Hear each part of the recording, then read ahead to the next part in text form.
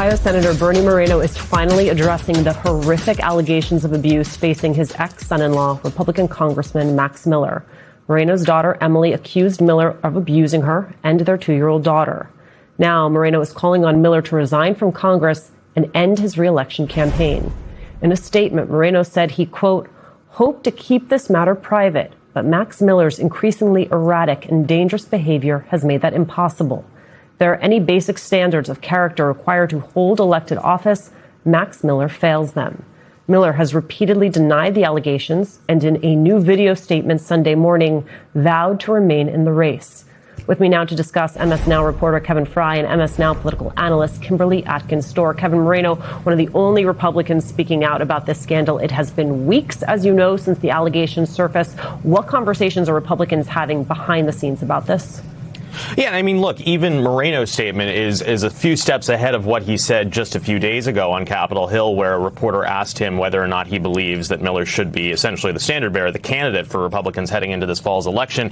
And he said, I don't know. This statement from yesterday, far more pointed, basically saying he doesn't belong in the House of Representatives.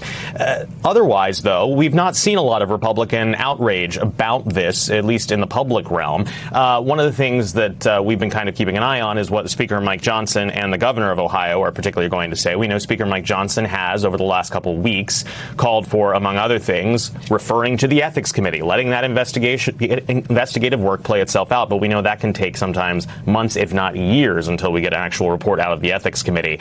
I reached out to the Speaker's office this morning, haven't heard back on whether or not he agrees with the sentiment from Senator Moreno.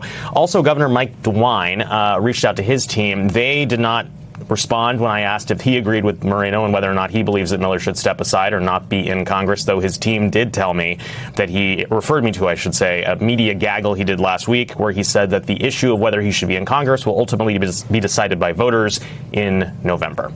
Kimberly, Moreno, he's an avowed Trump supporter, yet he has made it very clear that Miller, his ex-son-in-law, is violating, quote, basic standards of character required to hold elected office. What happens when you have a political party that consistently ignores those very basic standards?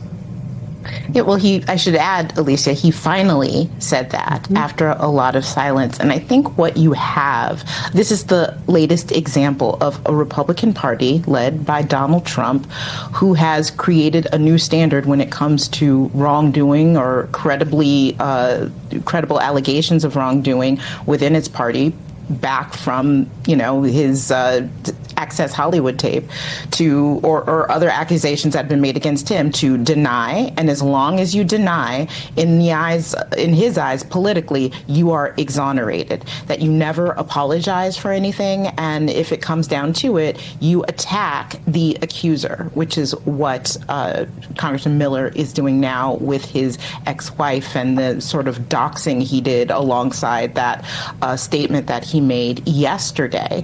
And that has sort of been the new MO. Anytime that you see this, gone are the days where ethical standards or propriety were things that lawmakers wanted to extol, or at least even to pretend to extol. That doesn't happen anymore, and that has become a cancer within the party, and that is why you're seeing this. It will be interesting to see that now that his former father-in-law has finally spoken out against it, if that gives political cover for more Republicans to come and speak out. But another problem within the party is while you have the people who are accused fighting back and denying, you have others just remaining silent, which in this case is just as bad.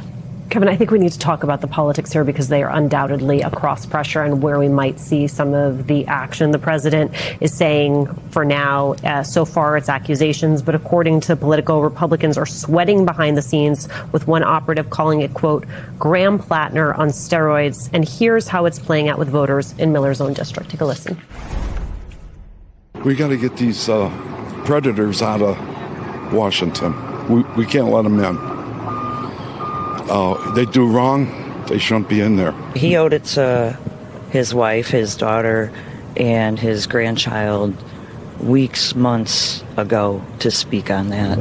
And I agree with what he said, but I don't know that he does. What took him so long? Why is this movement that you're a part of and that Max Miller is also a part of? Why is that movement more important than your family, your daughter, your grandchild? Listen, this is supposed to be a safe Republican seat, but you can hear in the tenor there, people are paying attention to this. People have deep feelings and thoughts about this. Kevin, to what extent are the dynamics of that race, of that district, factoring into Republicans' thinking here? Yeah, I mean, I would be curious to know if either of those voters we just played, if they voted for Miller in the past, or if this is they're Democrats that are not predisposed to back him outright. But I mean, look, this district is one that Trump won by about 10 points 2 years ago. So if Democrats are able to leverage this moment to flip this district, it would help them get closer to the 218 they need. We know that the Democratic the House Democrats campaign arm has made this one of their targets, and they are running a guy with a working class background there, Brian Poindexter, who has basically said that a person with the accusations that are against Miller belongs nowhere near Congress. So Democrats have the chance to make this a district that they could pick up, but it's not going to be easy.